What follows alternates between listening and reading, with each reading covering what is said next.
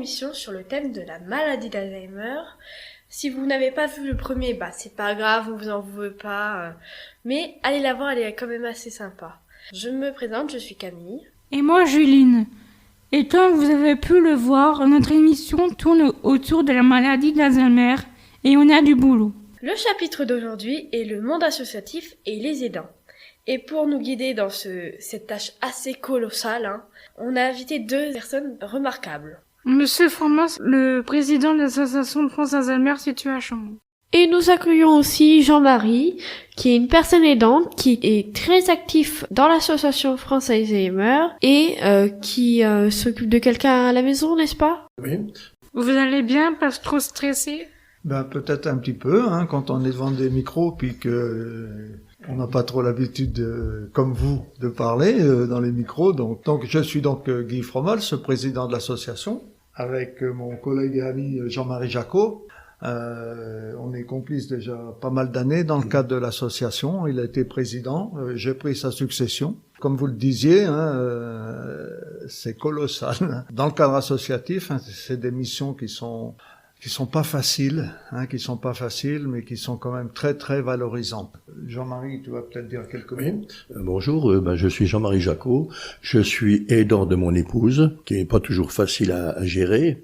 Beaucoup de travail, beaucoup de surveillance aussi. On va commencer avec une question assez simple. Que fait l'association? Alors, dans la globalité, on est là pour aider les aidants. Toutes les facettes médicales, on laisse ça à des gens qui sont professionnels, évidemment. On n'a pas à intervenir dans le médical. Ça veut dire que le patient, dans ses soins, dans sa vie de personnes atteintes d'Alzheimer, est face et avec plutôt le milieu médical. Les neurologues, les psychologues, les orthophonistes, tous ces gens-là. Nous, ce qui nous préoccupe, c'est d'épauler, soutenir, accompagner les aidants. C'est notre mission essentielle, et puis on y reviendra peut-être tout à l'heure. Je vous dirai quelles sont les actions qu'on peut mener au profit des aidants pour les accompagner et les soutenir, parce que bien souvent les aidants ils se trouvent bien seuls. Donc on est là pour leur donner du répit, pour leur donner également des façons de faire par rapport à cette maladie-là. Voilà notre mission essentielle, ce sont les aidants. Mais du coup, c'est quoi un aidant? Une personne qui s'occupe constamment de la personne handicapée. Et il y a plusieurs types d'aidants ou Dans notre mission, à chaque fois qu'on a un aidant devant nous, on appelle le binôme. On fait aidant-patient. Chaque fois qu'on a un binôme devant nous aidant-patient, on est sur des situations qui sont toujours différentes. Pourquoi? Bien parce que premièrement, il faut être diagnostiqué Alzheimer. C'est déjà le premier questionnement. À partir de quel moment on est atteint de la maladie? Une fois qu'on a ce constat, ce diagnostic, il faut que le patient ait conscience qu'il l'est, et c'est pas toujours évident. Donc la première difficulté, c'est que l'aidant convainque un petit peu le patient d'aller consulter, de dire voilà, diagnostiquer Alzheimer. Et puis pour en revenir à qu'est-ce que c'est qu'un aidant, aidant, c'est comme le disait Jean-Marie, c'est quelqu'un qui accompagne le patient. Il y a des aidants qui accompagnent, comme je les appelle moi à l'intérieur de l'association 24/24, c'est-à-dire que 24 heures sur 24, ils ont la charge du patient. Bien souvent c'est un couple, c'est conjoint, mari et femme. Là, ils s'en occupent 24 heures sur 24, en étant aidés évidemment avec des personnes qui interviennent chez eux, orthophonistes, kinés, neurologues, psychologues, tous ces gens-là. Mais l'aidant s'en occupe 24/24. Et il y a l'aidant également qui s'occupe du patient quand celui-ci est en accueil de jour. Ça veut dire que le patient, il se retrouve avec des gens qui sont diagnostiqués Alzheimer, généralement au même niveau, dans une structure plus ou moins privée ou qui dépend de l'hôpital. À titre d'exemple, sur Chaumont, on a l'école buissonnière. C'est l'accueil de jour. Donc le patient, c'est ton cas, Jean-Marie, oui, je crois, oui. 2, 3 ou 4 fois, 3 fois par semaine, c'est variable. La personne atteinte va dans cette structure-là à 9h du matin. Puis Jean-Marie reprend contact avec sa conjointe le soir à 17h. En fait, tu pourrais en parler. Ça, c'est le deuxième niveau. Et puis, il y a les dents également, les dents dont le patient est placé, parce que les dents, il aide jusqu'à un moment où il peut plus aider, parce qu'Alzheimer est une maladie dégénérescente sur le plan des neurones, et il arrive un moment, on peut plus parce que le patient, il est dans sa bulle, voilà, il est hors du monde. C'est ce qu'on appelle la maladie d'Alzheimer au stade final, le deuil blanc. Le deuil blanc, ça veut dire que la personne est toujours là, et toujours, contrairement à ce qu'on peut penser, il y a une part de conscient dans sa tête, même au stade final. Il y a eu des études qui ont été faites, comme quoi le patient atteint en stade final a toujours des moments de conscience. Ça veut dire, c'est un pied qui remue, c'est un œil qui s'ouvre, c'est un sourire, c'est comme ça. Et notre rôle, c'est de donner les dents, des outils pour qu'ils fassent réagir positivement le patient au stade final. Donc, là, c'est le troisième niveau des dents. C'est les dents dont le patient est en EHPAD. Et là, évidemment, c'est l'EHPAD qui s'en occupe, mais il y a l'accompagnement quand même affectif et tout ça qui doit être important. Ça veut dire qu'il faut savoir que le patient en EHPAD, bien qu'on dise bien souvent il me reconnaît même plus, il y a toujours une part quand même où il peut être réactif, positif par rapport à la personne qui vient. Donc voilà les 3 niveaux des dents. Mais cette maladie-là, moi, mon épouse, elle se rappelle de tout ce qui est ancien, mais plus de ce qu'elle vient de faire, ou en peu de temps, un mois, elle se rappelle pas de tous ces trucs-là. Mais ces gens-là, tout va bien pour eux, ils sont bien. Tout est merveilleux, moi, mon épouse, elle est tout en train de dire, t'es bien gentil, merci pour ce que tu fais, et puis voilà, mais ça ne réagit pas autrement. Il n'y a pas moyen de lui dire, tiens, tu vas m'aider à faire quelque chose. D'un seul coup, elle sait plus du tout ce qu'elle en est. En France, il y a 9,3 millions de personnes qui veillent sur un proche, dont 60% ignorent qu'ils le sont, et 99% ne se considèrent pas comme tels. Mais du coup, on se pose la fameuse question, est-ce que c'est important de savoir qu'on est aidant ? Oui, c'est D'avoir important, un soutien. oui. C'est important. C'est ce qui sert l'association, du coup. C'est-à-dire que nous, on est les aidants des aidants, quoi, en quelque sorte. Et puis les dents aidants de son patient. Dans les grandes lignes, c'est comme ça qu'on fonctionne, quoi. Mais oui, très important.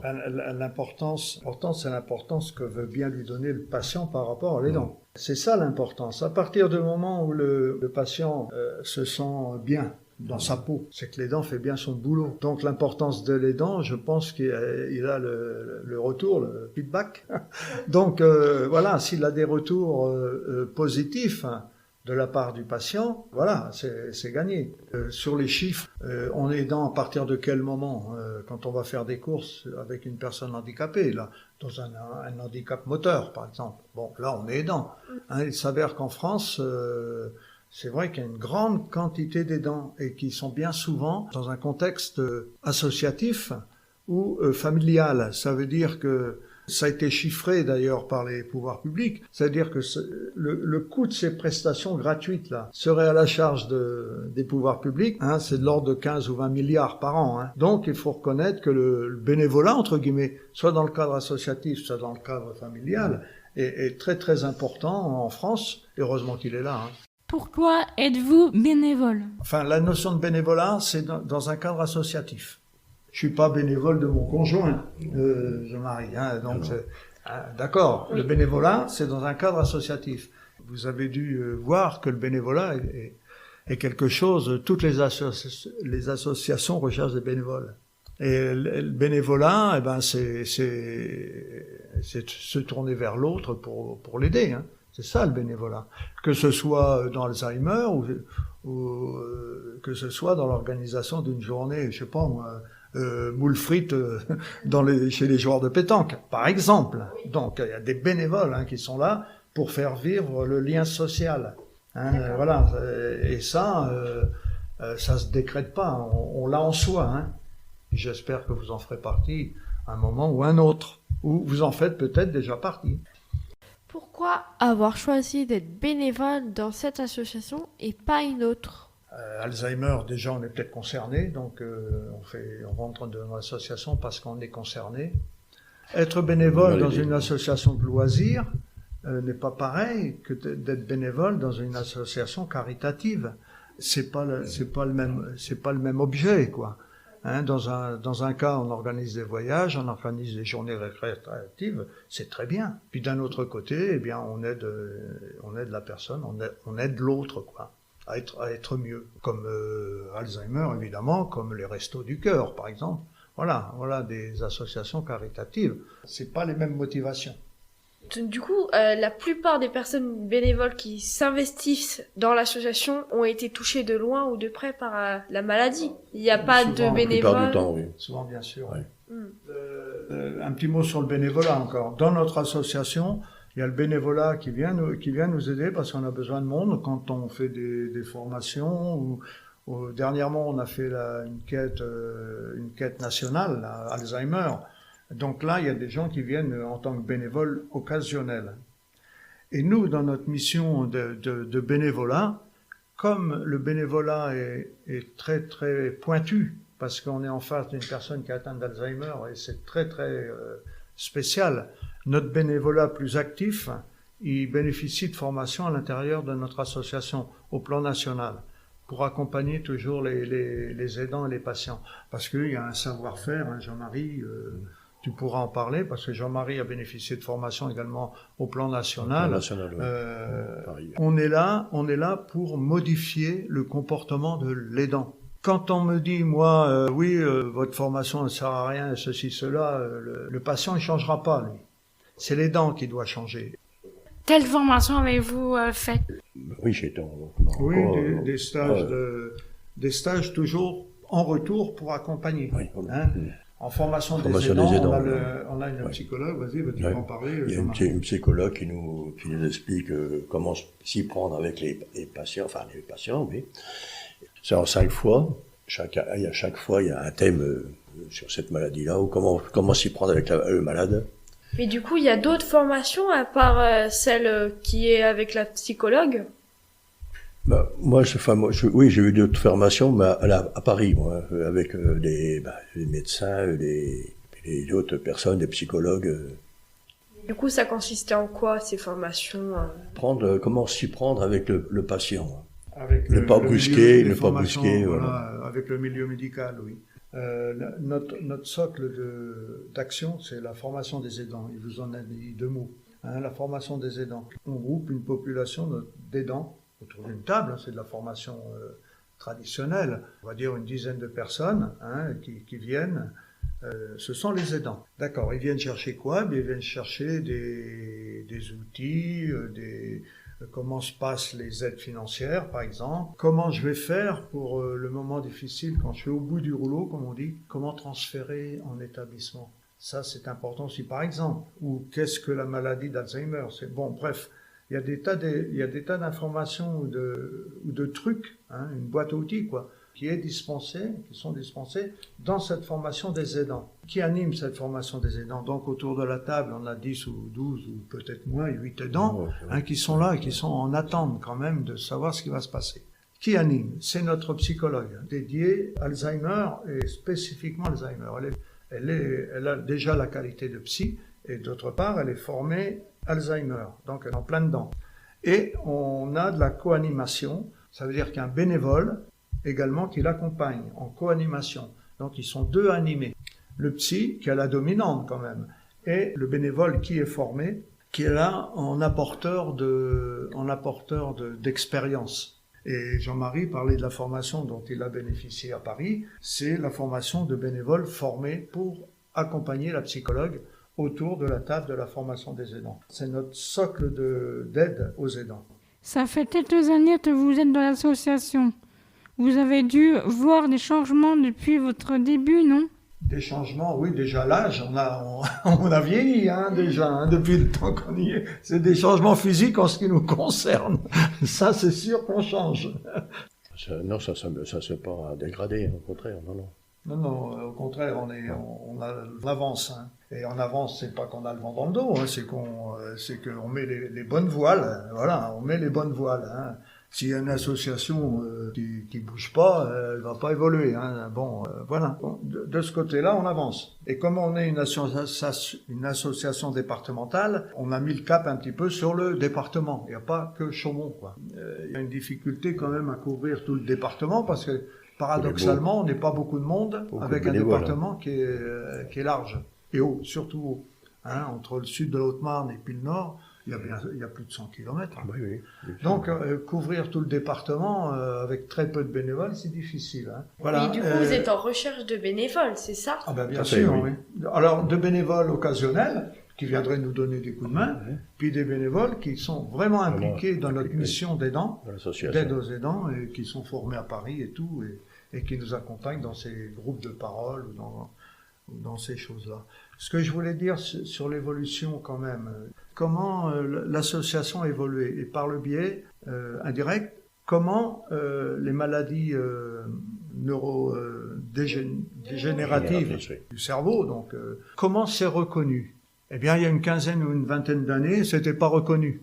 Et là-dedans, on emmène également Alzheimer, on emmène la maladie à corps de Lévy, on dit maladie apparentée, ce sont des maladies qui sont cognitives. Et il y a une quinzaine, une vingtaine d'années, c'était pas du tout reconnu par les pouvoirs publics. Par exemple, pour aller dans le quotidien, la dépression nerveuse. Quelqu'un qui rentre en dépression nerveuse sur un plan professionnel n'était pas reconnu ou très peu reconnu. Le burn-out également. Le burn-out n'était pas reconnu. Aujourd'hui, c'est ce qu'on appelle la 5e branche de la sécurité sociale. La sécurité sociale a 4 branches. Bon, vite fait, la maladie, quand vous allez voir le Toubib, il y a les maladies professionnelles, il y a les allocations familiales et puis les caisses de retraite. Il y a une 5e branche qui a été créée, c'est la branche dépendance, alimentée par la CSG et qui va alimenter la Caisse nationale de solidarité et d'autonomie. Et nous, sur le plan d'évolution, notre association, c'est la seule association reconnue d'utilité publique. Ça veut dire que nous, quand on mène des actions, hein, des groupes, des formations d'aidants par exemple, on est financé directement par cette caisse de CNSA. On est la seule association d'utilité publique, ce qui fait que toutes nos formations sont gratuites, sans obligation d'adhésion. Parce que c'est un retour un petit peu des recettes publiques, donc il n'y a pas obligation d'adhésion. Ceci étant, on fait en sorte d'avoir des adhésions, hein, comme toute association d'ailleurs. Combien dans l'association il y a de bénévoles? On en revient toujours dans l'environnement des bénévoles, on a à peu près une 60aine. Il faut faire le distinguo entre le bénévole et l'adhérent. On est une 60aine d'adhérents, des membres qui ont adhéré à notre association. Ce qui est bien comparativement au national, c'est bien. Même notre département est bien placé pour ça. Oui. Ça, c'est les adhérents. Maintenant, les bénévoles, on va dire qu'on est une dizaine, on va dire une dizaine d'actifs qui sont présents, quoi. Dans le cadre de l'association, quelles sont vos missions du coup? Quelle action vous menez? Déjà, l'éventail est assez large. En ce qui concerne les aidants de groupe, on a cette fameuse formation des aidants. On va en faire une sur Arc-en-Barrois début 2024, sur Joinville également 2024. Formation des aidants, derrière la table, un groupe d'une dizaine de personnes avec 5 modules. Ça, c'est la base. Après, comme on est là pour former, on appelle formation, mais on n'a rien trouvé d'autre. On dit formation des aidants, ça veut dire qu'on est là pour faire en sorte que l'aidant ait une meilleure communication avec son patient. Ça, c'est notre mission. Il y a des termes qu'il faut bannir dans la relation patient-aidant, c'est comme « mais si, je te l'ai déjà dit hier »,« mais si, je te l'ai dit il y a 5 minutes »,« souviens-toi, si elle habitait à côté de chez nous, tu t'en souviens quand même ». Ça, c'est des trucs, c'est pas audible pour le patient. Vu que ça peut lui faire mal, c'est ça? Et il peut être en situation d'échec, effectivement. Et donc, nourrir l'agressivité entre la relation patient-aidant. C'est pour ça qu'on est là, hein. Mais c'est pas toujours facile, quand même. Oui. Il y a des moments où on est obligé de dire, ça a déjà, je t'ai dit et tout. Mais on peut pas faire autrement, hein. Oui. C'est plus fort que nous. Je sais bien que ça m'arrive, hein. Je me dis, pourquoi j'ai dit ça? Mais enfin bon, mais ça arrive que je dis, je sais pas, je réussis pas, je n'y arrive pas du tout, parce que c'est difficile, il y a des moments où on sait pas comment faire. Moi, je sais pas comment faire, des fois. De pas être brusque et tout, c'est pas facile. Effectivement, le patient est dans sa bulle. Et la ligne directrice, c'est de conforter dans ce qu'il peut encore dire, parce que quelquefois, il dit des incohérences, c'est ça, Jean-Marie. Donc, il faut le conforter dans ce qu'il dit également, et ne pas lui dire, non, tu me dis des bêtises. Ça marche pas comme ça. Ça marche pas, parce que, comme tu le disais, le patient est en situation d'échec, et puis ça complique encore la communication entre le patient et l'aidant. Donc, le patient doit faire attention. Et je suis mal placé pour en parler. C'est Jean-Marie qui peut en parler le mieux, parce qu'il vit au quotidien. Moi, j'ai pas d'aidant de premier cercle. Moi, je suis là en tant que président de l'association. Voilà. Mais le contact direct fait que ça doit être Jean-Marie très très difficile, et surtout quand on a 24 heures sur 24, c'est pas. Oui, il arrive un moment où on fait tout ce qu'il faut, on est allé en formation, voilà, ça va, puis il arrive un moment où la coupe se remplit, puis on est au bout du rouleau, Jean-Marie. Oui. Et donc là se pose le problème du transfert. Il y a le 24-24, il y a l'accueil de jour qui donne du répit quand même, qui permet de respirer. Et puis après, effectivement, la dernière solution, c'est l'EHPAD. Voilà. Mais c'est pas, pour moi, c'est pas envisageable. C'est dur. Moi, je me vois pas la mettre en EHPAD, alors que je suis là pour m'occuper, que je peux encore m'en occuper. On revient à la formation des aidants, donc on essaie d'apporter des trucs donc aux aidants. Mais une fois que la formation est terminée, notre rôle c'est d'accompagner également, de pas faire notre formation puis terminer, il n'y a plus rien à voir, quoi. Donc on continue quand même par des groupes de parole, parce que les aidants, ils apprécient de se retrouver pour communiquer entre eux, parce qu'ils parlent de la même chose, il y a un échange d'expériences qui est riche, donc on a ces groupes de parole là qui font que, dans des moments de convivialité, parce que dans ces groupes de parole, on ne parle pas que de la maladie d'Alzheimer, fort heureusement. On parle de la vie de tous les jours, on parle également des bons moments, heureusement également, mais il y a en transversal quand même des expériences qui sont échangées et qui sont toujours bénéfiques. Donc on laisse pas tomber, on fait notre formation des aidants, le tour de 2 mois et demi quand même, c'est tous les 15 jours nos modules là. Et ensuite on met en place un groupe de parole qui permet de maintenir un lien et d'accompagner toujours les aidants. Donc on les abandonne jamais. Jean-Marie, il vous est arrivé de travailler en même temps que vous occupiez de votre femme?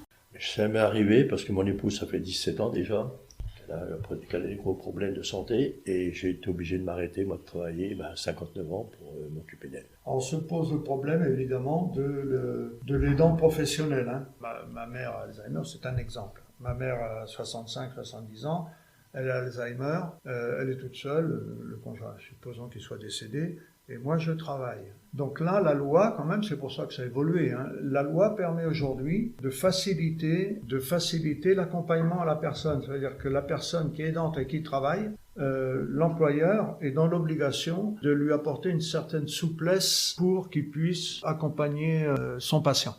C'est la loi maintenant. Donc vous voyez que c'est un petit peu, ça a quand même évolué sur le plan de la prise en compte de tout ce qui était cognitif. Le deuxième truc, ça n'a peut-être rien à voir. Il est possible également que on ait un patient qui soit atteint de la maladie d'Alzheimer et qui travaille. Là se pose la question de toute la société, que ce soit l'employeur, mais que ce soit également le commerçant, les gendarmes. C'est-à-dire qu'à un certain moment, dans leur vie active, professionnelle, ils vont être confrontés à des comportements qui sont pas appropriés. C'est-à-dire qu'ils vont être en face d'une personne qui est atteinte d'Alzheimer. Et quand on est atteint d'Alzheimer, ça se porte pas sur notre figure. Donc là, également, il y a une prise en compte, c'est ce qu'on appelle la société inclusive.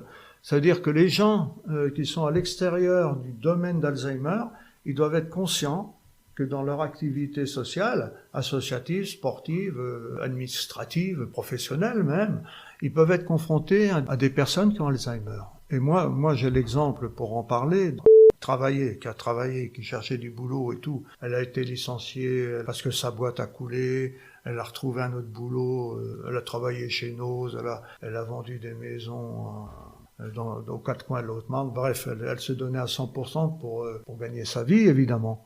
Et là, à la fin, elle s'est retrouvée à vendre de la publicité dans un journal local. Et là, elle est tombée sur une petite chef qui l'a complètement déglinguée sur le plan cognitif. Donc, elle avait la maladie d'Alzheimer, elle le savait pas encore. Mais elle l'avait, elle n'était pas diagnostiquée Alzheimer, et son employeur, elle lui en mettait des louches, comme quoi elle travaillait pas assez, qu'elle travaillait mal, ceci, cela. Donc elle se défonçait, et le soir, quand elle rendait compte de son activité, c'était jamais assez, c'était jamais bien. Elle est tombée dans un état dépressif, et ça a été le starter, si on veut, le déclencheur de cette maladie d'Alzheimer, qui était déjà un petit peu latente, mais qui a déclenché, et là, actuellement, elle a 58 ans, elle a la maladie. Elle est partie pour aller en EHPAD, à 58 ans. Donc vous voyez qu'il faut faire attention aux des gens qui sont pas atteints, puis qui emploient ces gens-là d'une façon ou d'une autre. L'exemple également, c'est pas que je l'ai vécu, mais par exemple, une personne qui est atteinte d'Alzheimer, mais qui est encore autonome. Elle vit dans le couple, c'est un monsieur, il vit dans le couple avec sa femme, c'est lui qui va voir son généraliste et son neurologue. C'est dans une grande ville, hein, d'accord? Il est atteint d'Alzheimer, mais il va voir son neurologue. Il sait quel bus prendre, la ligne, tout ça, il sait à quelle heure il doit être chez son neurologue, donc il prend le bus, et le chauffeur du bus, qui généralement laisse monter tout le monde, là, lui a demandé son ticket de transport. Et là, dans sa tête, il a cherché dans son portefeuille, son machin, dans son truc, il l'a pas trouvé, parce qu'il l'avait peut-être pas et tout. Le chauffeur du bus a fait son boulot, ce monsieur-là a fait demi-tour.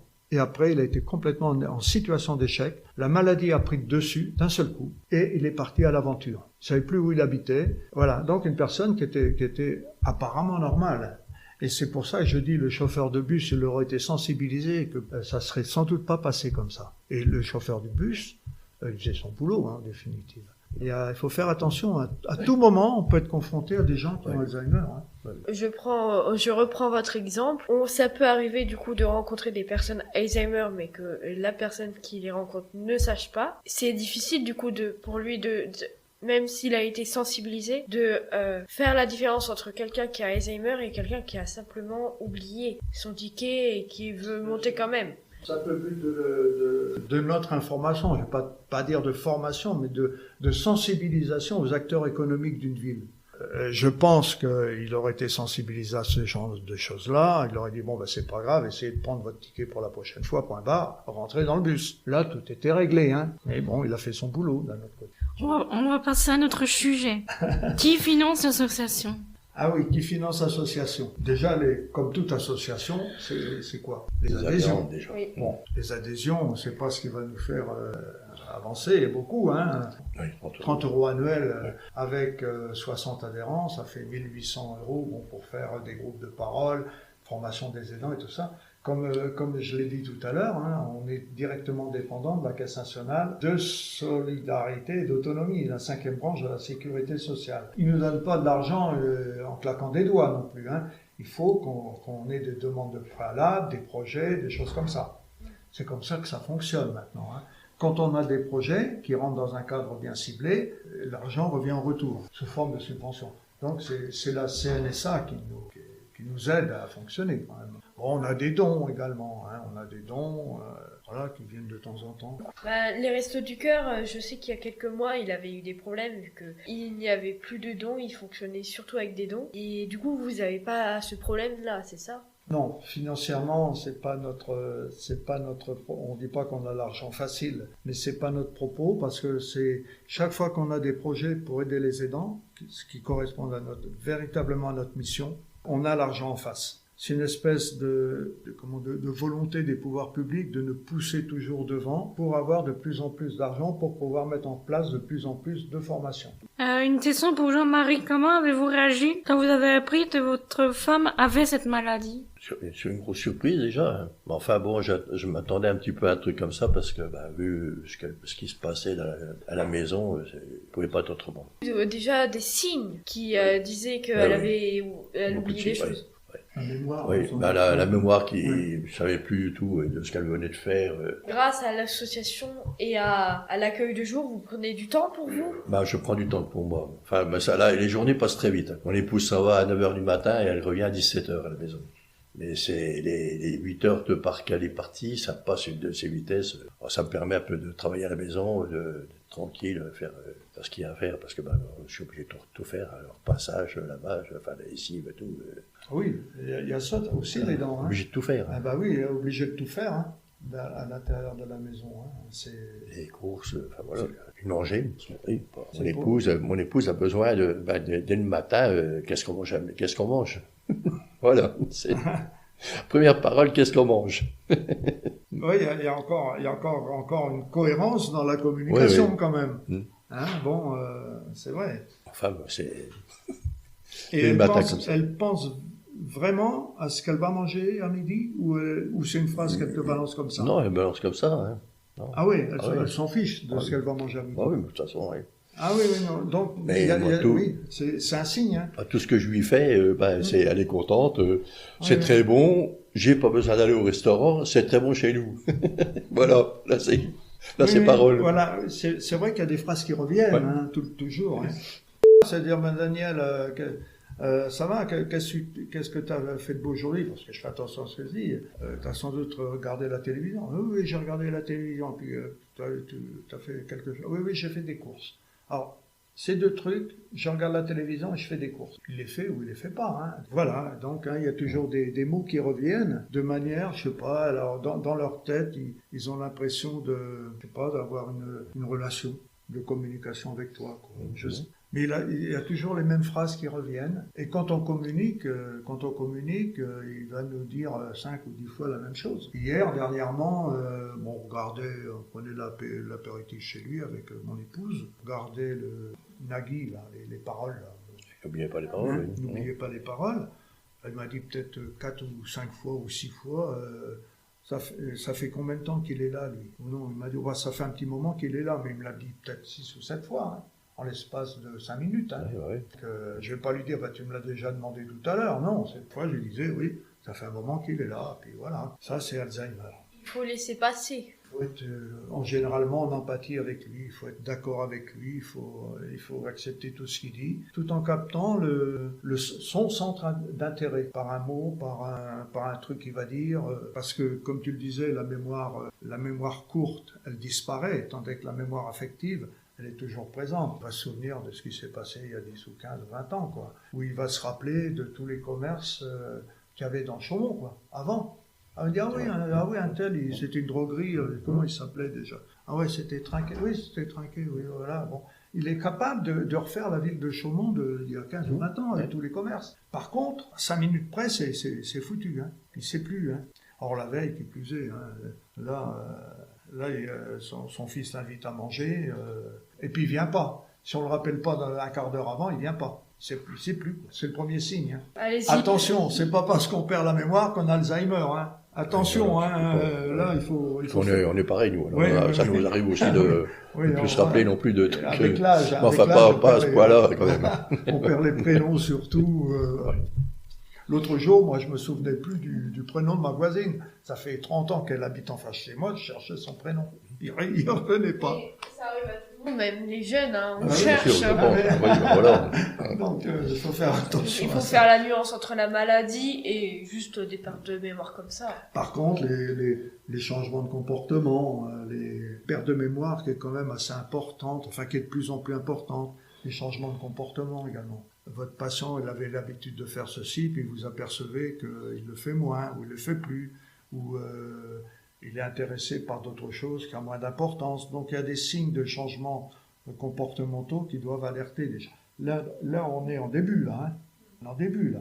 C'est là qu'il faut, avec son accord, si possible, aller consulter tout ça. Alors ça, c'est encore un autre problème. D'emmener chez le généraliste pour... Généraliste, de toute façon, bon, il peut pas... Moi, ça a été mon cas. Hein. Je l'emmenais quand on allait renouveler les médicaments. Je disais, docteur, elle ne va pas bien. Mais moi, je vais très bien.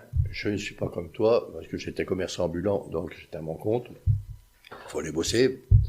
Et elle me dit, toi, t'es un fou du boulot. Je dis, mais attends, un fou du boulot, puis ne rien faire du tout, de te lever, t'asseoir, de te lever du lit et t'asseoir et puis bouger de là, c'est pas du tout pareil. Hein. Mais elle aussi, moi je vais très bien. Et le médecin lui me disait, mais je ne peux pas l'obliger de dire que ça ne va pas. Ils n'ont pas le droit. Mais en plus de ça, bon, mon épouse, elle a une tumeur au cerveau. Donc, ça fait 17 ans qu'elle l'a. Elle est opérée et c'est revenu. Là, ils ont fait de la radiothérapie. Ça, on pense que ça s'est un peu calmé. Alors voilà, ben, il a puis opéré d'un triple pontage. Elle vient de nous faire au mois de juin un AVC. Alors, vous voyez, il y a tout s'enchaîne. Voilà. Il n'y a pas qu'Alzheimer, malheureusement. Oui. Et c'est vrai que, pour dire sur ce que dit Jean-Marie, là, vous voyez un petit peu la difficulté. Hein. Il faut la vivre. Et moi, ça me fait un petit peu quelque chose. Parce que moi, en tant que président d'association, je suis pas dedans. Hein. Je suis pas dedans. Hein. Et ça, c'est du vécu. Et dans les formations qu'on fait, il y a des moments qui sont très, très douloureux quand même. Hein. Des échanges de paroles et tout ça, oui. C'est vrai que on parle. Hein. Le fait de parler, de libérer la parole, de s'exprimer, tout ça, libère quelque part, un petit peu quand même. Mais il est des fois difficile de ne pas monter le ton. Ah oui, il y a tout. La psychologue nous dit bon, il faut être calme mais il y a des moments où on est obligé de craquer. C'est toujours pareil, hein, ceux qui sont à Parce que l'extérieur. quand on est à 24 heures avec moi, je lui ai dit à la psychologue, j'ai dit mais 24 heures sur 24 avec la personne, j'ai dit vous la voyez pendant 5 minutes, 10 minutes, mais ou même encore 3-4 heures ensemble, mais 24 heures sur 24, c'est pas possible. On peut pas se mettre à la place. Si on n'est pas dedans, on peut pas se mettre à la place, c'est pas possible. Voilà, donc c'est pour ça qu'on rassemble des groupes pour qu'ils échangent entre eux. Et je pense que libérer la parole est très très important sur des gens qui vivent la même chose. C'est pour ça que les formations c'est intéressant. C'est pas forcément vertical, c'est pas ce qu'on apporte nous. Si, c'est important, mais c'est surtout le fait qu'ils se retrouvent et qu'ils échangent des expériences, qu'ils échangent leurs difficultés, qu'ils trouvent des moments de répit ensemble. Qu'il y ait une convivialité qui s'instaure. On s'aperçoit quand on fait des formations au milieu rural comme ça, qu'il y a des personnes qui habitent à 5 ou 10 kilomètres l'un de l'autre, qui se connaissent parce que, comme je le disais, ils font merguez frites ou ils vont faire un concours de pétanque. Donc ils se connaissent dans le milieu rural. Mais ils savent pas qu'ils sont confrontés à cette maladie-là. Ou s'ils le savent, ils restent chacun dans leur coin. Et notre rôle à nous, c'est de regrouper toutes ces personnes-là pour libérer la parole, et pour que ça leur fasse du bien de parler. Et puis nous, on est là évidemment pour continuer à les faire fonctionner ensemble. Être en groupe, ça aide à ne pas être isolé. C'est le collectif, hein. C'est comme une équipe de foot, pareil, c'est un collectif qui s'instaure. Généralement, du coup, c'est le fils, la famille qui aide les personnes atteintes de cette maladie. Mais est-ce que ça vous est déjà arrivé de trouver un jeune adulte de, par exemple, 20 ans qui s'occupait d'une personne en situation de handicap? C'est-à-dire un aidant jeune? Oui. Ouais, on revient un petit peu à ce qu'on a dit tout à l'heure. L'aidant jeune, il est actif, donc le fait d'être actif, il peut pas s'occuper comme il le souhaiterait. Parce qu'il a des contraintes professionnelles. Il a également ses contraintes de couple. Le jeune, il a sa vie également, donc il faut qu'il préserve également ça. Voilà, donc c'est un équilibre à avoir entre l'aide à la personne, puis sa vie propre. Elle existe, donc c'est toujours un équilibre. Il ne faut pas qu'il se laisse manger également en accompagnant le malade. Une question pour Jean-Marie. Connaissez-vous déjà François Alzheimer? Je ne connaissais pas avant, non. Non, j'ai connu ça, moi, par la parenthèse des aidants. On se retrouve avec dans l'association, avec une psychologue, avec une coordinatrice en gérontologie. C'est là que j'ai connu ça, moi. J'avais vu les affiches. J'ai dit, tiens, j'allais voir. Et puis, c'est de là que j'ai connu après François Alzheimer. Il y a maintenant 7 ans. Oui, 7 ans. Oui. Du coup, vous avez passé 10 ans à vous occuper sans savoir l'association. Oui. Voilà, tout à fait.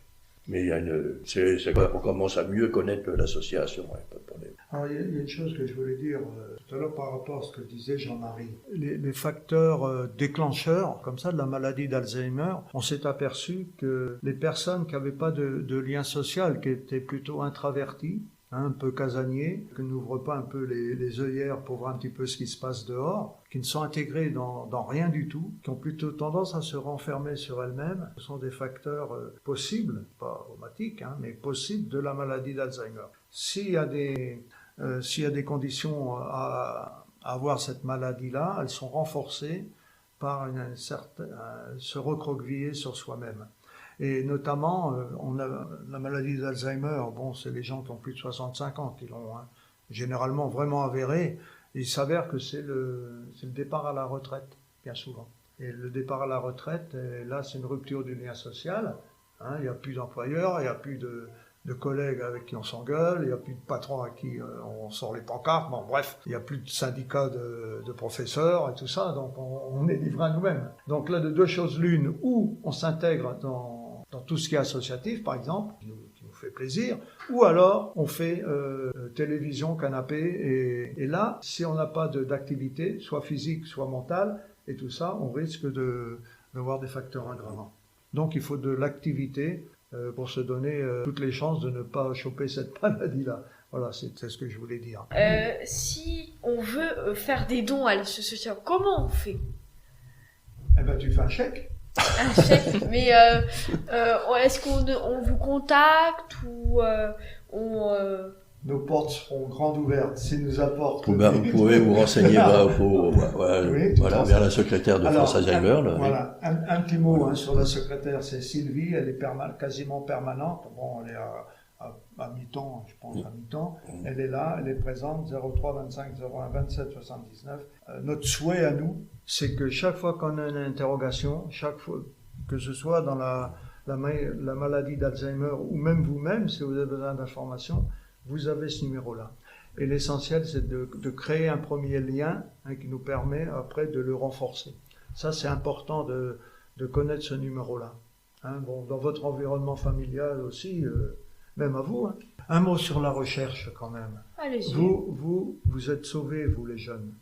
À mon avis, je suis très très optimiste sur la recherche. Le médicament de base qui s'appelle le Donamelab, ou un nom comme ça, il est à son 3e stade d'expérimentation aux États-Unis et au Canada. Là, ils sont donc dans l'application de ce médicament-là auprès d'échantillons. Il y a un échantillon de 1800, je crois. Il y en a qui sont atteints de la maladie d'Alzheimer, donc avérés. Il y en a 900 qui ont le médicament sur du moyen et long terme, et 900 qui sont en placebo. C'est ce que c'est que le placebo. Le placebo, c'est un médicament qui sert à rien et qui a des effets surtout psychologiques, parce que les personnes, s'ils prennent un médicament, ça y est, ils sont guéris. Même donc c'est ce médicament qui sert à rien. Et il s'est avéré qu'il y avait 75% d'effets bénéfiques sur les neurones.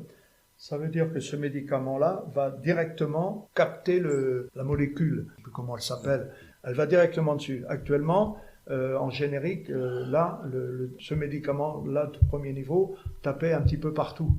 Là, on cible directement les cellules qui sont atteintes par la maladie d'Alzheimer. Donc c'est un progrès. Donc c'est ça qui a été mis en expérimentation. Et il s'avère que effectivement, ça tue les cellules qui sont à l'origine de ça. Voilà, donc il y avait 75% des gens qui ont eu des bénéfices là-dessus, et le placebo, il n'y a rien eu. Il n'y a eu que 35% d'effets positifs. Alors évidemment, à toute chose, il y a quelque chose qui ne va pas, il y a toujours un mais. D'ailleurs, France Alzheimer a pas déposé un recours, mais a fait une observation quand même, qui a été prise en compte par d'autres, c'est qu'il y a des effets secondaires sur ce médicament-là, et qui touchent le cœur. Mais ils ont dit que bon, nos générations à nous, c'est râpé, mais pour les jeunes, il y a bon espoir quand même qu'il y ait des choses qui se mettent en place et qui guérissent surtout.